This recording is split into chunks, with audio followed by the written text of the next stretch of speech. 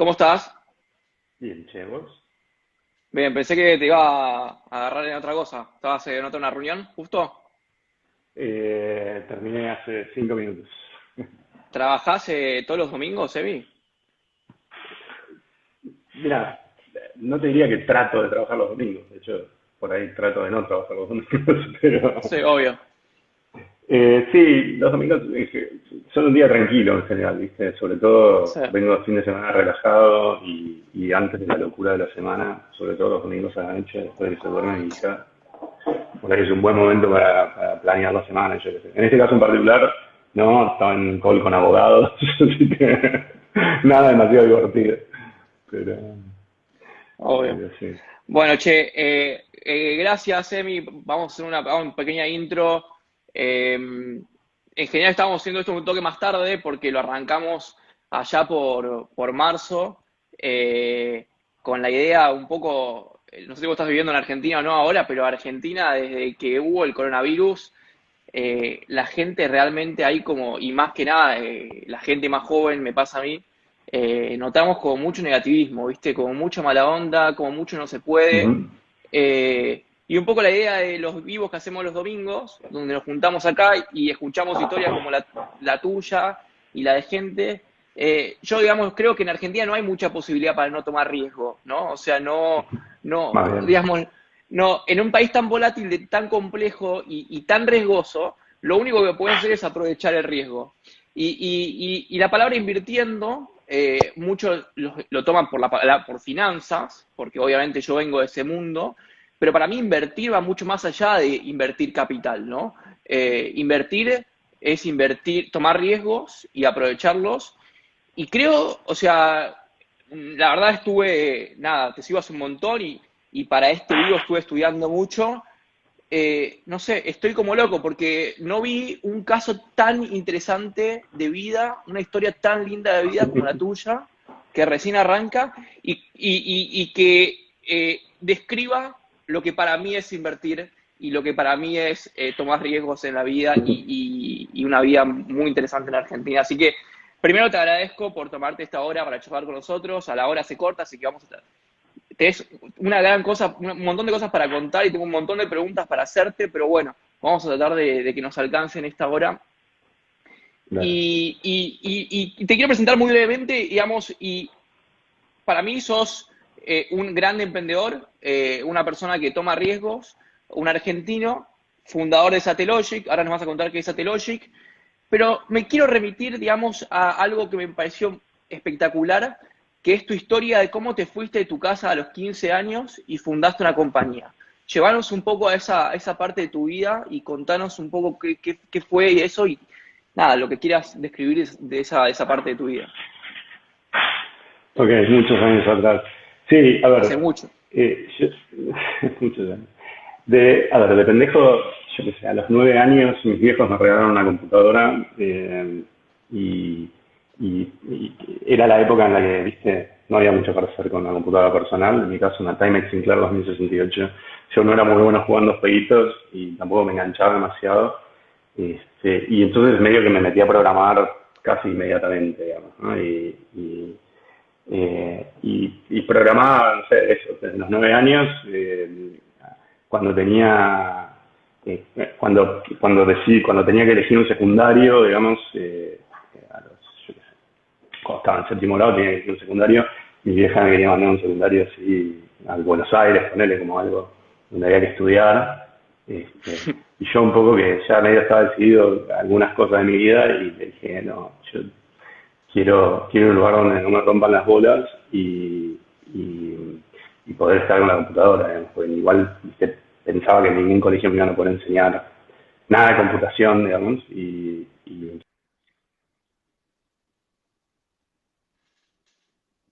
el colegio a la tarde, que llamaban Tangallo,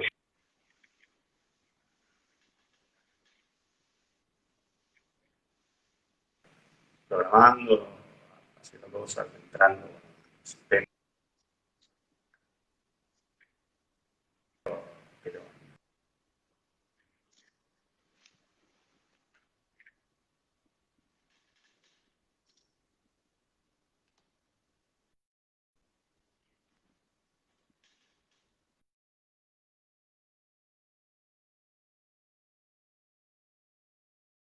perdí.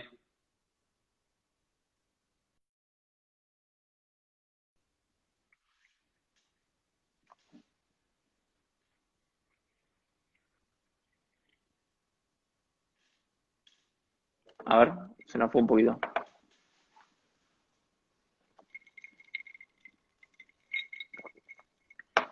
Se nos fue a mí, pero ya volverá.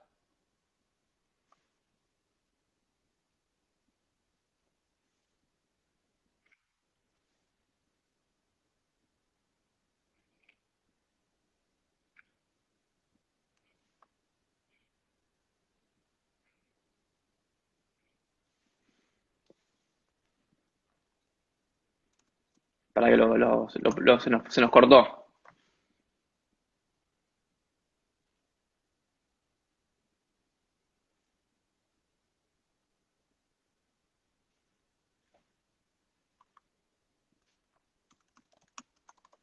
A ver si le puedo avisar.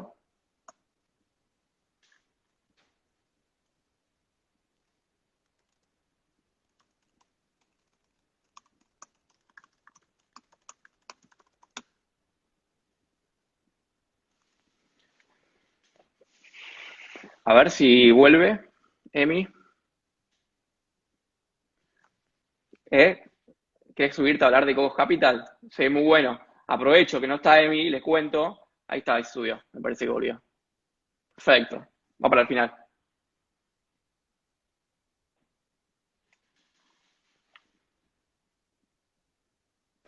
A ver si esto... Ahí estamos, ¿eh?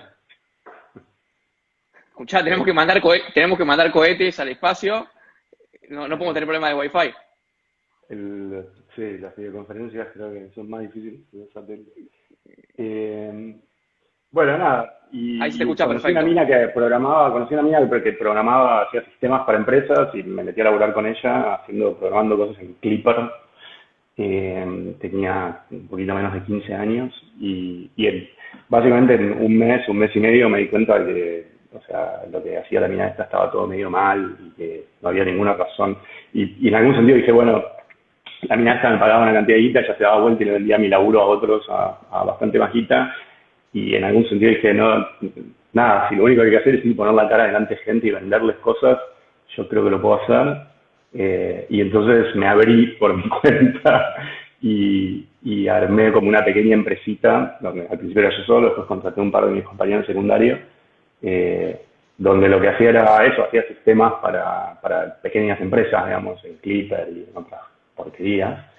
Este, y, y bueno, y la verdad que para un chico de 15 años empecé a ganar buena guita, o sea, estaba bastante bien, digamos, podía mantenerme, podía hacer lo que quería.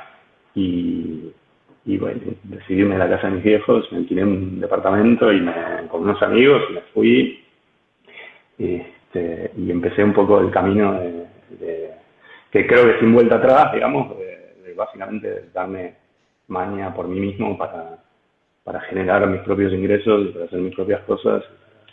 Y un poco el objetivo en esa época era como muy sencillo, o sea, seguía haciendo que nadie me rompa las bolas y poder seguir un poco Claro.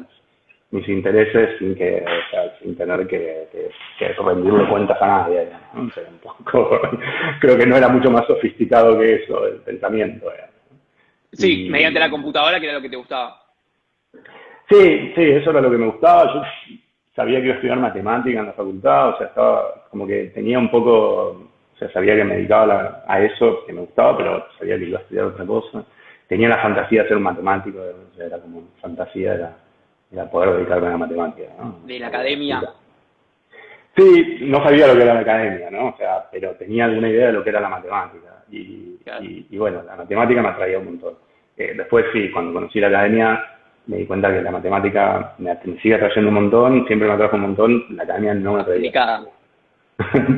Sí, no aplicaba, de hecho, o sea, a mí me gustaba matemática pura, o sea, cuando estudié en la facultad quería hacer, de hecho, como que quería hacer cosas que no tuvieran ninguna aplicación, ¿viste? Digamos, el sueño del matemático es lograr hacer algo que nadie puede usar para nada, que sea tan abstracto que ni los físicos ni los economistas lo pueden usar para nada. Y, y siempre fallamos, ¿no? Los matemáticos, los físicos y los economistas son muy creativos. y se les ocurren cosas para hacer con la matemática más abstracta, digamos. Pero yo sí, me gustaba mucho teoría de números y me gustaba mucho cosas que en principio no deberían tener grandes aplicaciones y sin embargo terminan teniéndolas, ¿no? Pero sí, cuando estaba metido en la facultad, que ya había fundado Core, mi empresa de seguridad informática y yo qué sé, sí, me quedó claro en algún momento que no iba a poder dedicarme a la vida académica. No tenía la paciencia, ni me atraía tanto ese mundo, ¿no? Contame un poco, que recién mencionás Core y te vas a esa parte, y me parece, algo que me pareció súper divertido fue tu historia de cómo arranca Core a través de un equipito de la FIP, ¿no? Mm. Que laburaba para la FIP. Claro, yo tenía esta empresita, hacía software, yo qué sé, tenía amigos que me dedicaba, pero la verdad, más que nada me dedicaba como a romper sistemas, Esa, ¿no? perdón, esa es la de los 15 años, ¿no? La de que La de los hicieron la 15, Core. que estaba en esa época, 15, 16, pero más que nada, además de eso, o sea, básicamente me dedicaba como a aprender de computadoras y la manera que teníamos de hacerlo en esa época era como, nada, entrando en sistemas y viendo cómo funcionaban, entonces había como todo, y me empecé a hacer amigo de otros chicos que estaban un poco en la misma, una pequeña comunidad, y había una comunidad de hackers bastante grande, digamos, en Argentina en esa época, y fundamos de hecho un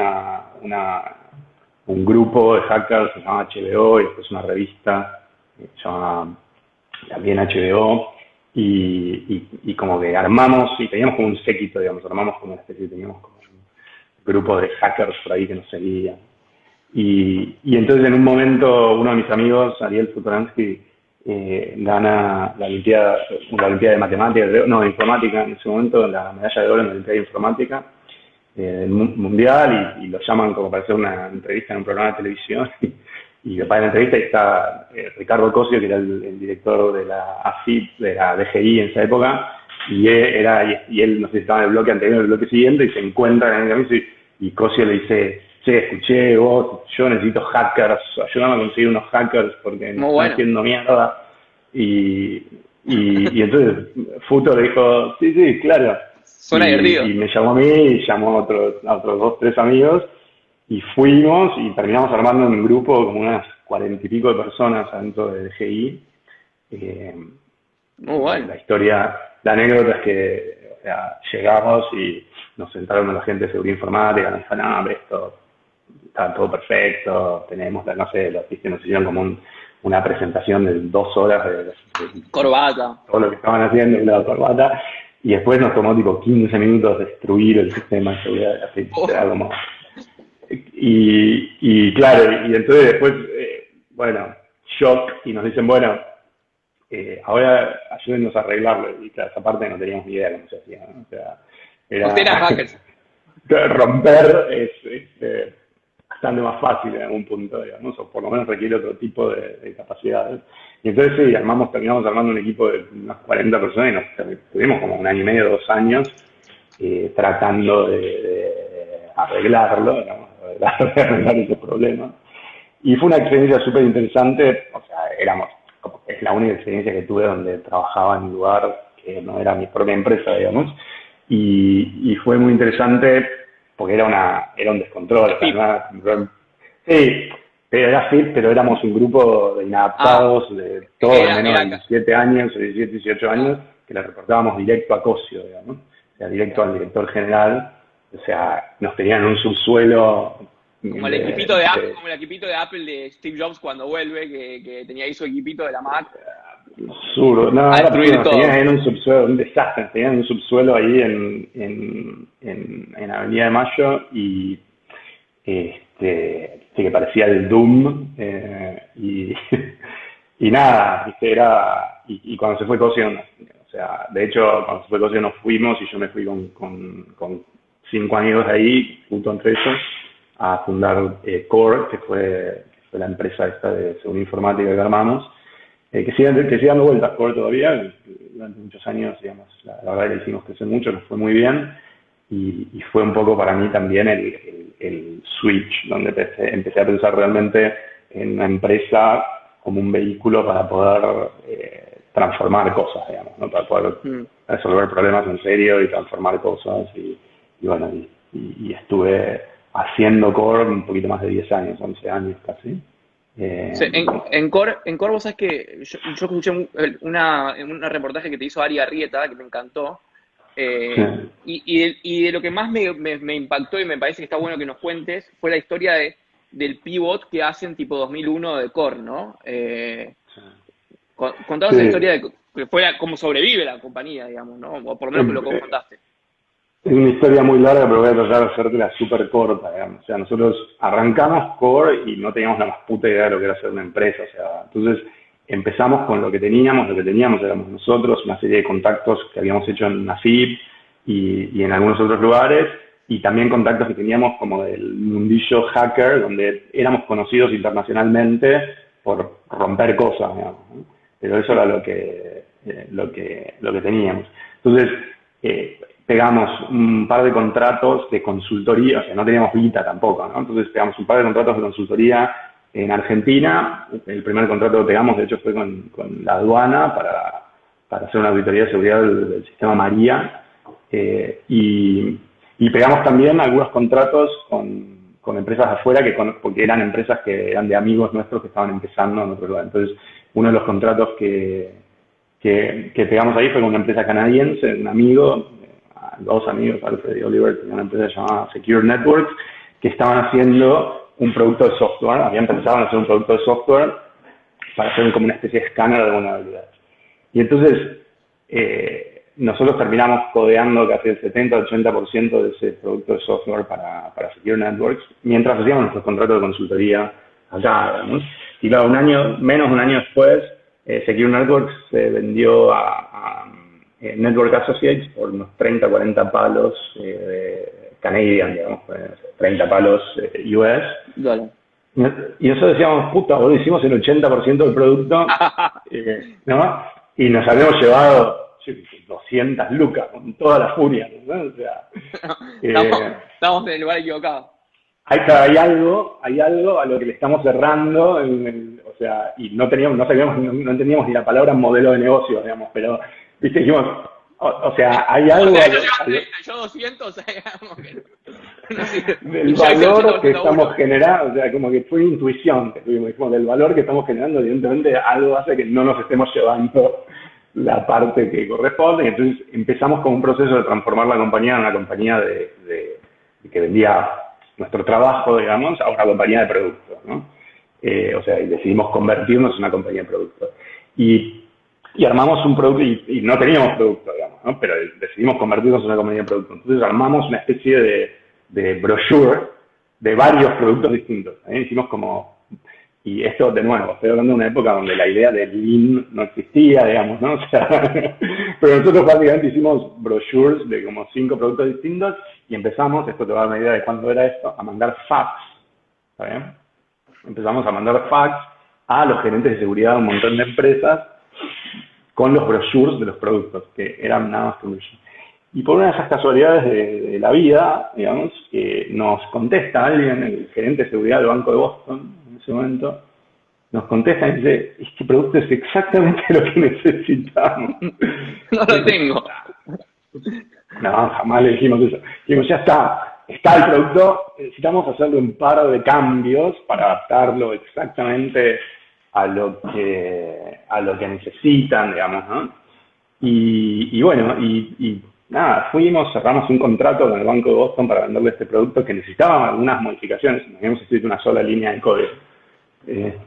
Parece la historia del DOS. Sí, yo no me acuerdo cuánto era, o sea, honestamente no me acuerdo ahora cuánto era el número, pero yo qué sé, como si te dijera, no sé, ponele que el contrato total fuera un contrato de 600 lucas, digamos, ¿no? $600,000. Para nosotros era infinito dinero, o sea, ¿no?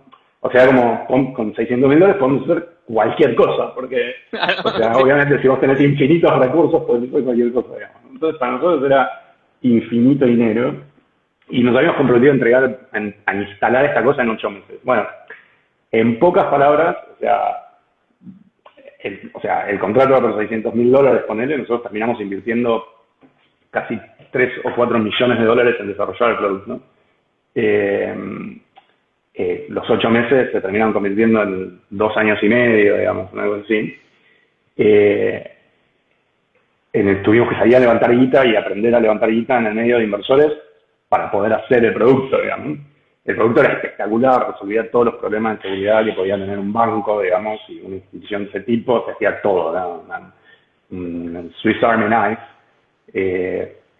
millones y millones y millones y millones de líneas de código después, y un equipo que teníamos ya de 80 personas, salimos a vender el producto, estábamos en Argentina, estábamos en Brasil, teníamos una oficina en Estados Unidos, vendiendo este producto, que era un producto espectacular, que nunca terminaba exactamente de andar, pero casi andaba, digamos, y lo instalamos en el banco, finalmente, en todos lados, y llega el 2001 y nos pasan un par de cosas al mismo tiempo, digamos, ¿no? La primera es, uno de nuestros inversores defaultea y huye, digamos. O sea, desaparece. Huye. O sea, no pone la guita. Huye, o sea, Interpol, digamos. O sea, desaparece. Okay. O sea, no solo no pone la guita del tranche que tenía que poner, sino que, o sea, es imposible encontrarla, digamos. O sea, y le debía guita a mucha más gente que solo nosotros, digamos, ¿no? Entonces, o sea, esencialmente se espuma gran parte de nuestra o sea, capital con el que pensábamos, que contábamos, digamos, y que no estaba, no iba a aparecer. Al mismo tiempo, Brasil estaba por subir Lula, entonces todo se frena en Brasil. Yo estaba viviendo en San Paulo, todo se frena en Brasil porque viene el comunismo, ¿viste? Entonces nadie sabía qué iba a pasar, digamos, y entonces está todo frenado. Argentina destruida, Estados Unidos, ¿viste? Acaban de caer las torres, yo qué sé, descontrol, ¿no? O sea, nos quedamos, o sea, sin guita y con un producto muy complejo de vender y ¿viste? Y procesos de venta muy largos, ciclos de venta de 18 meses. ¿Cuántos empleados? O sea, y teníamos más de 80 personas, no más. Deberíamos poner 100 personas. Un montón. Y no teníamos para pagar los sueldos, o sea, no teníamos para pagar los sueldos. O sea, bueno. Y digamos, fue un momento muy difícil. Decidimos hacer un par de cosas, digamos. O sea, veníamos haciendo on the side un pequeño productito donde estábamos automatizando algunas prácticas de consultoría que nosotros seguíamos haciendo, el penetration testing, y este producto lo estábamos usando para automatizar algunas de las cosas que nosotros hacíamos para mejorar la eficiencia de nuestros equipos de consultoría. Y se lo habíamos ofrecido a un par de consultoras en Estados Unidos que estaban en el mismo negocio como una herramienta, digamos, para usarla, y les había gustado. Y bueno, tomamos una decisión que fue una de las decisiones más difíciles de mi vida, sin duda. O sea, que fue de un día para el otro decidimos agarrar todo este producto gigante que habíamos estado 4 años armando, millones y millones y millones de líneas de código, lo tiramos a la basura.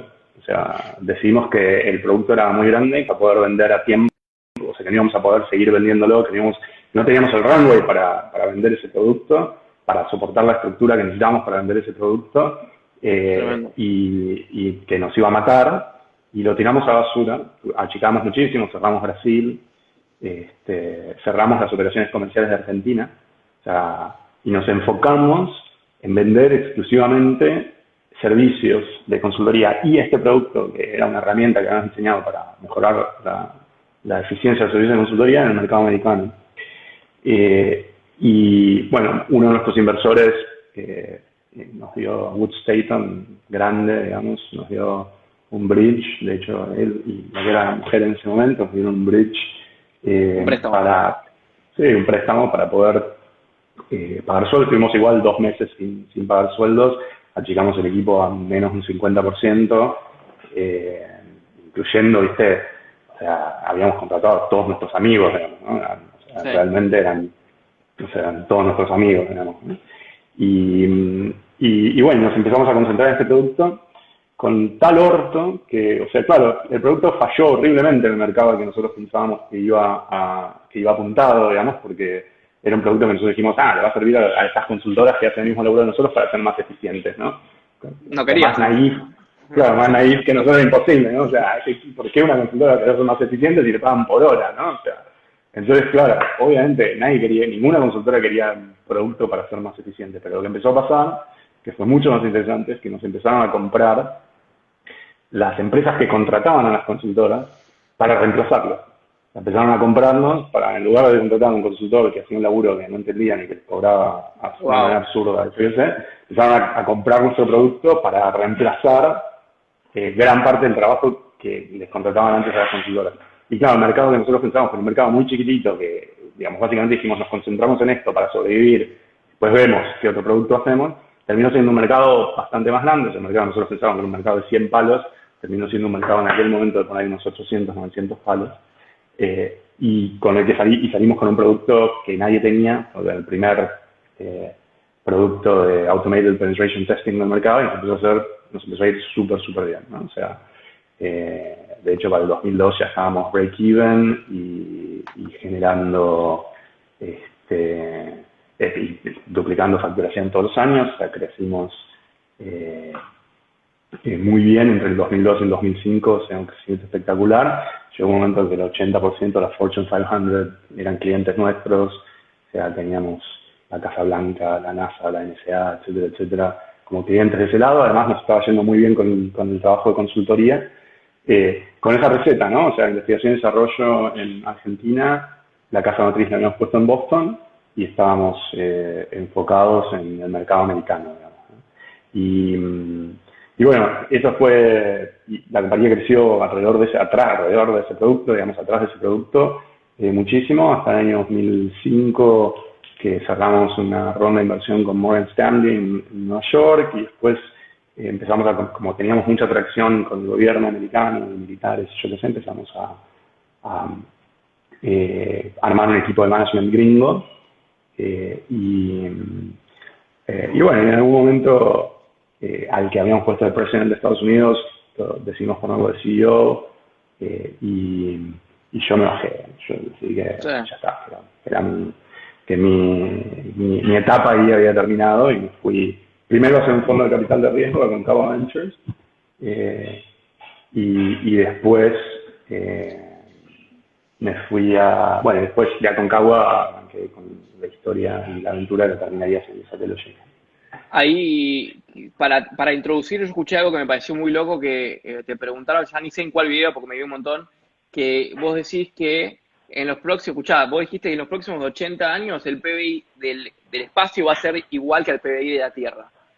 Sí. ¿Cómo nace? Y contanos un poco cómo nace Satellogic, y bueno, me imagino que te aburriste en tu compañía, te fue muy bien, decime si me equivoco, ¿no? Te fue muy bien en tu compañía Ancor. Y en un momento, hiciste este emprendimiento que era como un fondito, habían hecho un amigo Santi Sili con Popeo y demás cuestiones, y después te surge para mí una parte tuya que dice qué es lo que está pasando en el mundo, digamos, ¿no? Y ahí me parece que quizás es Satellogic, ¿no? Mira, lo primero que me pasó es que me di cuenta que no soy un VC at heart, digamos, ¿no? O sea, que una cosa es invertir tu propia guita y tomar tus decisiones sobre tu dinero, otra cosa es invertir guita de terceros, ¿no? O sea, supongo que vos lo sabés mejor de lo que yo lo sabía en esa época, pero, viste, cuando invertís guita de terceros, o sea, es todo acerca de la disciplina, digamos, ¿no? O sea, porque, digo, en definitiva, vos podés, sobre tu propia plata, podés tomar decisiones como se te canta, digamos, sobre la plata de otros, tenés que tomar decisiones en función de un mandato, digamos, y con una disciplina específica. Y el mundo de venture es un mundo, la verdad, honestamente, es un mundo muy choto, digamos, ¿no? O sea, digo, primero, está orientado a portfolio, ¿no? O sea, vos sabés que vas a tener 1 o 2 deals que te van a pagar todo y todo el resto de los deals que te van a chupar un huevo, ¿no? Entonces, o sea, todo es encontrar esos 1 o 2 deals que te van a pagar todo. Y después, viste, también tiene una cosa, o sea, esa disciplina, es decir, bueno, voy a analizar, no sé, 1000 proyectos para hacer 10 inversiones, implica, viste, que tenés que estar todo el tiempo buscando las razones por las que las cosas no van a andar, ¿no? O sea, es como que todo el tiempo tratando de hacer un arbitraje de riesgos que claro, que es todo el tiempo pensando, o sea, todas las razones por las que algo no va a andar, y bueno, y con ciertos thresholds, y la verdad es que mi mentalidad y la mentalidad, creo, de cualquier emprendedor es una mentalidad muy distinta. O sea, a mí, o sea, no me digas para adelante, me chupan un huevo las probabilidades. O sea, como, uno piensa que le va a ir muy bien, esto es lo mejor. Sí, y la inconsciencia con la que pensás que te va a ir muy bien y lo mal que calculás la probabilidad son activos, ¿no? O sea, cuando sos un emprendedor. porque si no... Es el motor, uy, es el motor. Viste como Han Solo, la escena la que está por volando el halcón milenio y tiene que salir viste, entre los dos, y le está cerrando la boca al coso este y tiene que salir en el medio y el Tripio creo que le empieza a decir, bueno, las probabilidades de que salga por ahí, y el chabón lo corta y dice, never tell me the odds, ¿no? Never tell me the odds. Y yo creo que emprender es así, ¿no? O sea, como vos te tirás y nada, never tell me the odds, ¿no? Y eso por un lado. Y eso no lo puedes hacer desde el fondo. Y no lo puedes hacer. Entonces a mí me frustraba mucho eso. Y me frustraba mucho también el deal flow. O sea, esa es la verdad. Me frustraba mucho que veía un montón de gente, y esta era la época, ¿viste? 2007, 2008, era la época estaban empezando los social networks, por más ridículo que parezca el tema, pero realmente, o sea, Friendster y no sé qué, digamos, esta época, o sea, no hace, digamos, hace 13 años que tenemos social networks, básicamente. Parece que es siempre. Parece que es siempre. Pero, o sea, era eso. Entonces, todo el mundo estaba, viste, muy enfocado bueno, el Next Social Network, ¿no? Todavía no estaba claro cuáles iban a ser, todo el mundo estaba muy enfocado en hacer targeting, o sea, targeting, ¿no? Cómo hacer perfiles de usuarios y cómo hacer targeting de publicidad y cómo hacer targeting de productos. Y la verdad que yo pensaba, bueno, para mí tiene que haber cosas más importantes para hacer en la vida que targeting de publicidad, ¿no? Y lo digo sin que, espero que nadie se ofenda, digamos, porque sé que hay mucha gente que está trabajando eso. Pero, viste, como... yo pensaba que había otras cosas para hacer. Y un poco así fue que me empecé a desviar de Aconcagua, digamos, en la cabeza. Y después pasó algo que por ahí no sé si lo he contado, digamos, más personal, pero un chico que yo conocía, amigo, un chico de 21 años, que también, a que le había ido súper bien, el chico con sus propias empresas, Mark Shale, que tuvo un accidente haciendo acrobacia en un avión y se mató, y yo me tenía que encontrar con él, ahora me tenía que encontrar con él a tomar algo no sé, los primeros días del año, y se mató los últimos de diciembre, y yo me acuerdo que estaba en un board meeting de una compañía en la que teníamos una participación en Panamá, una compañía que hacía logística de contenedores, cuando recibí el mensaje de que había muerto Martin, y puta, boludo, dije, la concha de la vida es demasiado corta para estar en este board meeting, ¿no? O sea, la vida es demasiado corta para estar haciendo cosas donde siento que no agrego valor, ¿no? Y bueno, ese día me tomé la decisión de salirme de Aconcagua, que me llevó, yo de 6 meses, o sea, dejar las cosas más o menos ordenadas, y empezar otra aventura. Y en el camino empecé a armar como este framework en mi cabeza de qué cosas quería hacer, qué cosas me interesaban, que fueran relevantes, ¿no? Y en ese momento la tesis principal para mí tenía que ver con la optimización del uso de recursos, ¿no? O sea, sentía que la humanidad tenía un problema grande de optimización del uso de recursos, o sea, sobre todo en cuestiones relacionadas con alimentación, energía y el uso de recursos naturales. Y que no teníamos las herramientas para tomar mejores decisiones, ¿no?, sobre cómo optimizar el uso de recursos. Entonces empecé una especie de camino y de peregrinaje para entender eso, cómo podíamos hacer para construir la tecnología para tomar mejores decisiones sobre cómo usar las cosas, sobre cómo usar las cosas que tenemos, ¿no? Y eso ridículamente terminó con satélites en el aire y terminó haciéndome mirar la industria espacial. Hoy por ahí, yendo a lo que decías antes de cómo pienso en el futuro y esta idea de que realmente sostengo que en los próximos 80 años el equivalente a un PBI actual del mundo, 80, 100 trillones de dólares, la están generando desde el espacio. Por ahí lo que cambió en los últimos años para mí es que empiezo a entender que la humanidad no solo tiene un problema, o sea, tiene a corto plazo un problema de optimización de recursos, pero a largo plazo tiene un problema de disponibilidad de recursos también.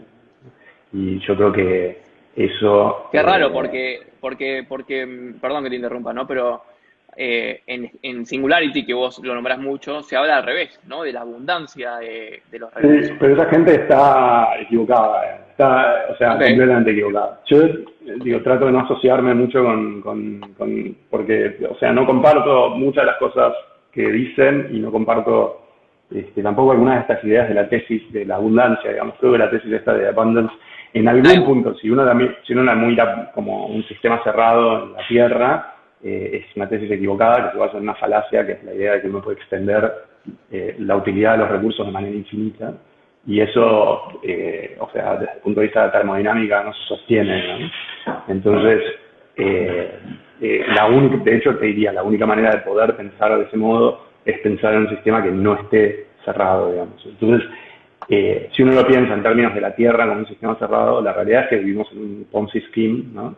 Caminante, donde, o sea, la única manera en que el mundo se sostiene, o que por lo menos las estructuras que hemos armado del mundo se sostiene, es si hay crecimiento, ¿no? Porque, o sea, si no podemos seguir duplicando. Claro, porque tenemos un stock de deuda tan grande que es imposible de pagar, o sea, no podemos pagar el stock de deuda con los activos que existen hoy, digamos, ¿no? Entonces, la única manera de pagar el stock de deuda es creciendo. O sea, el stock de deuda te obliga a duplicar el PBI cada 40 años, más o menos, ¿sí? Entonces, vivimos en un mundo que nos obliga a eso, a duplicar el PBI cada 40 años. Si vos lo pensás en el medio, o sea, eso pone presión en una dirección, ¿no? Y digo, no es que la gente sea pelotuda y no le crea a los científicos cuando hablan de climate change, ¿sí?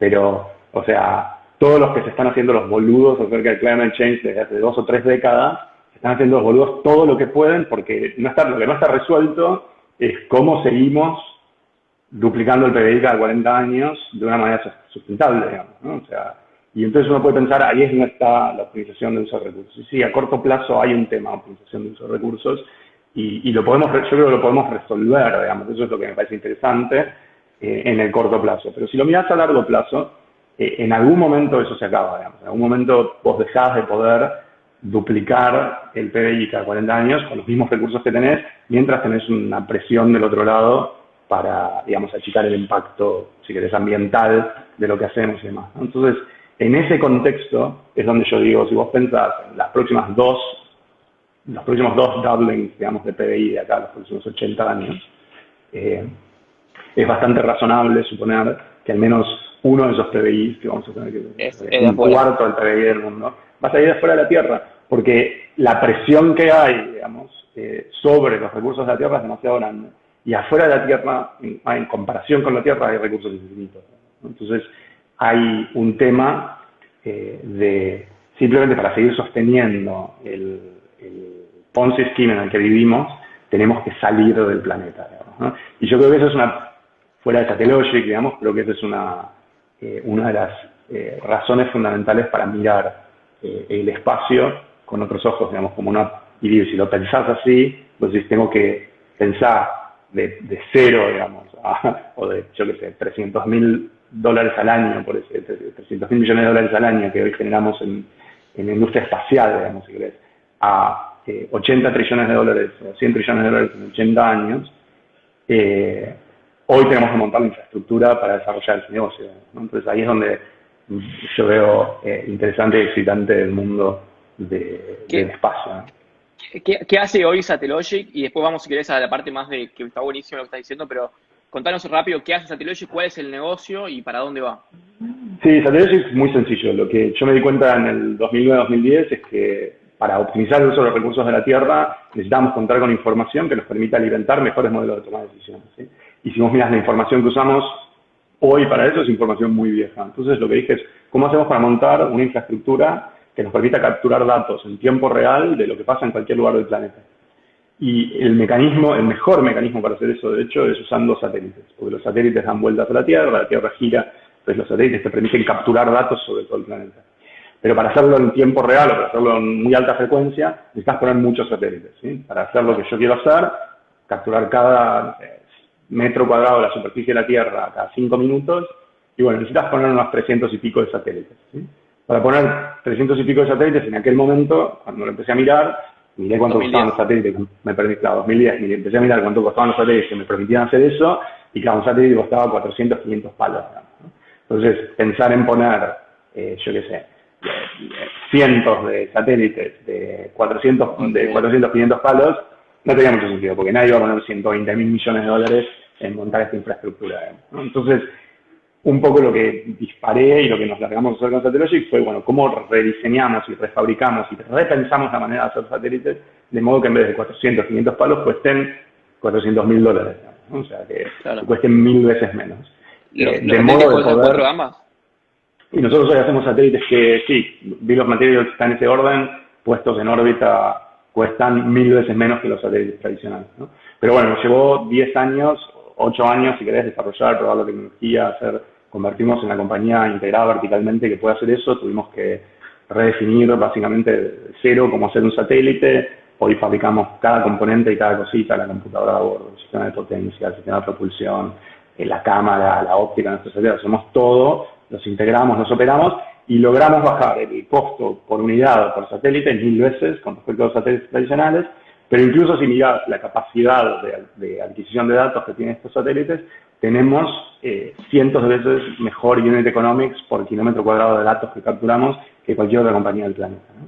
Y eso nos pone en un lugar donde realmente tenemos la oportunidad de democratizar el acceso a datos de origen espacial, digamos, a datos de lo que pasa en la superficie de la Tierra, y empezar a distribuirlos a costo marginal cero, digamos, que es un poco lo que nos saca el sueño, o sea, que es el momento donde podemos llegar a distribuir datos de todo lo que pasa sobre la Tierra a costo marginal Como un Google cero. Maps, entro y vos me das información. Exacto. Porque una vez que vos podés distribuir datos a costo marginal cero, soportás todas las aplicaciones posibles, y empezás a vender en función del valor que generás y no del costo de adquisición, ¿no? Entonces, eso lo estamos haciendo en Satellogic. Hasta ahora lanzamos 21 satélites. Tenemos que lanzar muchos más para llegar a realizar esta visión. Por lo menos 60, 70 para tener un remapeo semanal de toda la superficie del planeta y unos 300 y pico para tener un remapeo diario.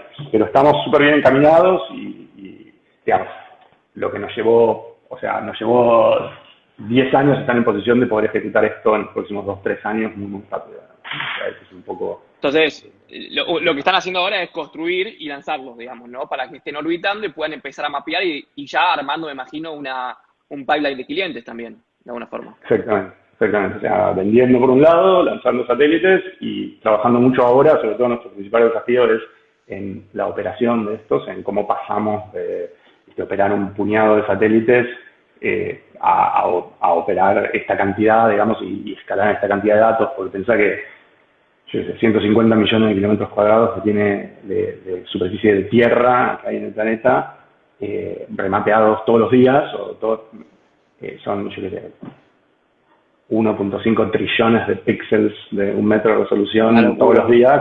O sea, tenemos que tener un pipeline y una capacidad de procesar esos datos y distribuir esos datos, y yo qué sé, que bueno, hoy también nos saca un poco el sueño, ¿no? Operar satélites en escala. Pero la parte, si querés, más difícil, que es validar la tecnología, validar los unit economics que tenemos con la tecnología, digamos, y generar datos de calidad, y tener reliability, el throughput y que necesitamos para servir clientes, eso ya lo probamos, ya lo hicimos, y ahora viene escalar, ¿no? O sea, que no va a ser fácil, pero es otro tipo de desafío, ¿no? No sabía, los satélites empezaron a tener nombres argentinos, me volvió loco. Fresco y Batata, Membrillo, el Capitán Beto, me encantó eso, muy bien. Sí, cuando arrancamos elegimos un poco la idea como de sacralizar la idea del espacio, ¿no? Como que la De un gente satélite. dice, espacio, satélite, la NASA, ¿viste? Y bueno, mira, nosotros si vos ves dónde hacíamos los satélites en 2011, en 2012, 2013, o sea, en un altillo en Chacarita, en la casa de Rossetti, que, viste, con moho en las paredes, que se caía la pintura, hacíamos satélites, ¿entendés? Entonces, un poco la idea de decir, bueno, estos satélites no se pueden llamar RJ-23, no sé qué, o sea, era como, ¿viste? Manolito, el Capitán Beto, no sé. Milanesat, dice Mariela acá que se llamaba uno. Milanesat se llamó uno, sí, fue una votación pública, o sea, fue como ¿cómo se llama el barco? Es el famoso, que quisieron bautizar los ingleses. Fue una votación pública y bueno, había nombres peores. Se llamó Milanesat porque vetamos tu vieja, pero... Escucha. Sí. No está bueno eso. Che, no, en 10 minutos que tenemos los últimos para ir cerrando, me parece súper interesante que nos cuentes un poco más, o sea, esto que venías diciendo antes, ¿no? De ¿para dónde va la industria aeroespacial? O sea, si yo digo, quiero ser el Emiliano, el nuevo Emiliano, digo, ¿dónde están los negocios? Se lo pregunté a Fede Jack, que de paso aprovecho a agradecerle por la conexión que nos hizo, un amigo. Sí, ¿Dónde están sí. los negocios en la industria del espacio? Sí, yo creo que, mira, a corto plazo, creo la mayor parte de los negocios obviamente están mirando hacia la Tierra, digamos, ¿no? Y entonces es comunicaciones, posicionamiento, o sea, observación de la Tierra, que puede ser visible como hacemos nosotros, puede ser en radar, puede ser RF, ¿sí? Eh, Ahí están como, si querés, todas las cosas van a seguir creciendo, digamos, ¿no? En comunicaciones hay un land grab importante, digamos, entre Starlink, el proyecto de SpaceX, y OneWeb, y Telesat, y Kuiper de Amazon, y hay un land grab importante.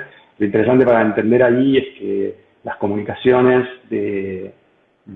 digamos, de baja latencia, que hoy se hacen con fibra en tierra, se pueden hacer en órbita baja de manera bastante más eficiente, resolviendo un par de temitas tecnológicos que se van a resolver en los próximos 5 o 10 años, digamos, ¿no? Entonces hay un land grab ahora para montar la infraestructura para quedarse con la plataforma, digamos, de comunicaciones de baja latencia y alto ancho de banda, con la próxima plataforma de comunicaciones de baja latencia y alto ancho de banda, digamos, ¿no? Y eso es este proyecto, que son proyectos súper interesantes, y todavía hay posibilidades de que haya disrupciones tecnológicas ahí que cambien la ecuación. Después tenés, bueno, observación, hay oportunidades todavía haciendo lo que nosotros hacemos, hay oportunidades en otras cosas como RF, radar y demás, que son áreas que todavía no están del todo tomadas.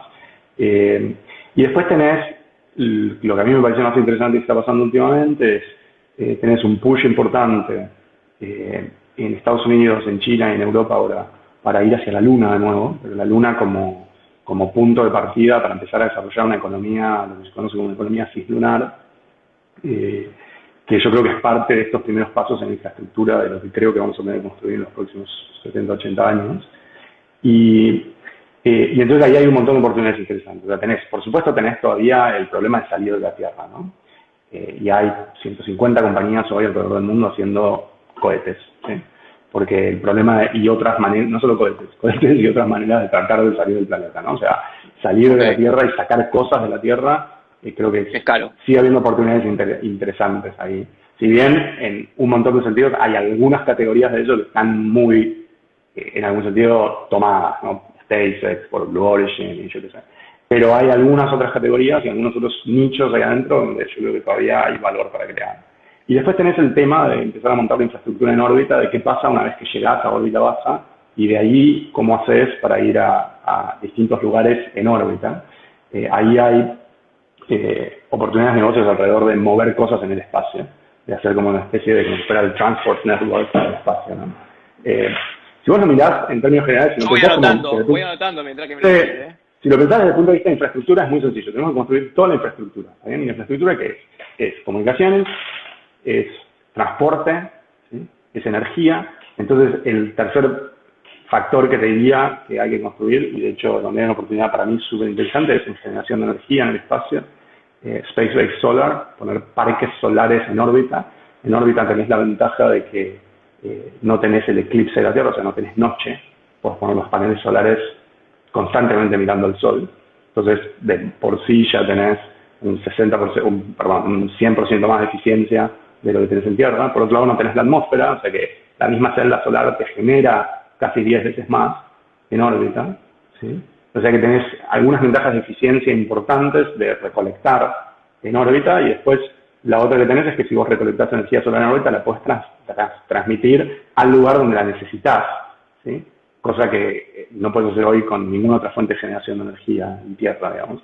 Entonces, la generación de energía en el espacio y la distribución de energía desde el espacio es otro área que yo creo que va a tener bastante desarrollo. Y eventualmente la construcción, o sea, la minería en el espacio y la construcción en el espacio van a ser, tanto para el soporte de la misma actividad espacial, como para eventualmente traer cosas a la Tierra van a tener lugar. A mí me parece que la visión a largo plazo que yo tengo, digamos, y a la que escribo, si querés, tiene que ver con empezar a sacar todo lo que es industria pesada del planeta y empezar a ponerlo fuera de la Tierra para reservar la biosfera, el planeta Tierra, para lo único que sabemos que es único, digamos, que es para sostener vida. ¿Sí? ¿Pero eso lo Porque, pones en el espacio o lo pones, o irías a la luna, digamos, ¿no? y hay variantes, digamos. Depende. Pero lo puedes poner en los dos lugares. La Luna tiene un montón de ventajas, también tiene algunas desventajas. La ventaja principal de la Luna es que hay material ahí, digamos, ¿no? En el espacio deberías como acercar el material de algún lado, digamos, ¿no? La Luna, Claro. yo qué sé, podrías pensar en, o sea, Sí. en minar la Luna y sacar metales y sacar, digamos, el material que necesita, no sé, construir celdas solares con el material minado en la Luna, directamente en la Luna, es algo que es factible de hacer. Y en el espacio, no sé, bueno, hay que mandar todo, digamos, ¿no? De algún lado. Entonces yo creo Hay un que proyecto que se llama Planetary Resources, que creo que están intentando sacarlo de asteroides, ¿no? sí, Si no me hay equivoco. varios proyectos, Planeta de Resources no existe más, quebró hace varios años, pero hay varios proyectos de ir a minar asteroides, porque tiene sentido, eventualmente se va a hacer, hay mucho más, los asteroides tienen la ventaja de que en la Tierra todos los metales pesados fueron al núcleo, digamos, se fueron al centro de la Tierra por gravedad, y entonces cuando se enfrió la Tierra, lo que queda en la corteza, digamos, terrestre, básicamente son todos materiales digamos, de peso atómico más liviano. En los asteroides no tenés ese problema. Entonces, hoy por ejemplo, nosotros minamos metales, yo qué sé, platino y galio y yo qué sé, en la superficie de la Tierra es lugares donde cayeron asteroides, de hecho, ¿no? O sea, lugares donde Claro, cayeron meteoritos, básicamente. claro, claro. Y, y en el espacio lo que pasa es que en un asteroide tiene microgravedad, entonces no llegó a irse todo para adentro, o sea, son como, viste, están allí, y entonces en algún sentido vos podés decir, sí, por ahí se agarro un asteroide, no sé, un par de kilómetros de diámetro de este tipo específico en órbita y tengo en platino 10 o 12 trillones de dólares de material, digamos, ¿no? Obviamente tendrías que ir mandando a la Tierra de poquito porque si no haces mierda al mercado del Obvio, platino, ya no vale más. Ya no no va a vale valer más. tanto, digamos, ¿no? No, Pero bueno, tremendo. obviamente y eso hace que mucha gente diga, bueno, el primer trillonario del planeta Tierra va a venir del espacio, digamos, ¿no? Va a ser alguien que controle eh, los recursos o recursos de ese tipo, digamos, son un recurso completamente nuevo. Y si lo pensás, la verdad que el desafío técnico de ir a minar asteroides no es muy difícil y no es muy distinto al desafío técnico que la humanidad ya hizo cuando, por ejemplo, se fue a hacer perforaciones de petróleo a 2.000 o 3.000 Sí, metros abajo del mar, digamos, ¿no? Eso también es una locura como desafío técnico, pero bueno, el payoff era tan importante que lo que hace es que haya un montón de gente que lo intente igual, digamos, ¿no? Aunque sea una locura. Y yo creo que en este caso es lo mismo, o sea, es una locura ir a minar asteroides y es una locura ir a minar la luna y yo qué sé, pero el payoff que están ganando potencialmente, o sea, que tiene todo el sentido del mundo hacerlo. Emi, espectacular. La verdad es que podemos hablar millones de horas más. Repito, me parece que... ¿Vos estás en Argentina ahora? ¿Dónde estás? Estoy viviendo en Barcelona desde principios de febrero. ¿Y la compañía está estructurada? ¿Tiene mucha gente en Argentina? ¿Cómo es eso? Tenemos la mayor parte de la gente en Argentina haciendo investigación y desarrollo, sobre todo ingeniería. Tenemos en Buenos Aires y en Córdoba. Después tenemos un equipo en Uruguay, donde tenemos la planta de integración de los satélites y ahí armamos los satélites, digamos, y los shipeamos, yo qué sé. Tenemos un equipo acá en Barcelona de producto, donde hacemos desde, digamos, el empaquetamiento de todas estas cosas para los clientes hasta no sé, data science, machine learning, AI aplicado a imágenes satelitales. Y tenemos después un equipito en Estados Unidos y un equipito en Beijing. Así que y hay un equipito chiquito en Tel Aviv también, así que estamos un poco distribuidos Wow, por el planeta. espectacular. No te saco más tiempo, Emi. Espectacular esto. En Argentina pasan más cosas que solamente el COVID y el dólar blue. Y nada, acá está el ejemplo. Yo particularmente estoy metido en un proyecto que se llama Coco Capital, que es, nada, de tanto ser invirtiendo me di cuenta que era mi momento de empezar a emprender y estoy Ujú. emprendiendo, así que estamos creando una compañía de básicamente un broker dealer en Argentina y estoy muy contento. Y me sirve mucho de lo que escucho, te escucho a vos y me sirve mucho de lo que escucho acá, Don't Tell Me the Odds, y vamos para adelante. Gracias a todos por Fundamental. venir, espero que te hayas divertido, espero que te hayas divertido Yo, mucho. sí. ¿Qué me decías? No, totalmente, totalmente. Me encantó y nada, suerte con eso, fuerza y sí, Suerte con ya, Satellogic. sí. Vamos, Avisa todavía tenemos cuando mucho camino para recorrer. tengo muchos conocidos que me dijeron que son inversores, así que nada, manteneros al tanto cuando hagamos un IPO y vamos a estar ahí como poniéndole el pecho. Ahí hay Dale, muchos voluntarios. dale. Bueno, Bueno, abrazo muchas gracias grande, a todos, gracias, muchas Ali. gracias, Demi. Chao, chao.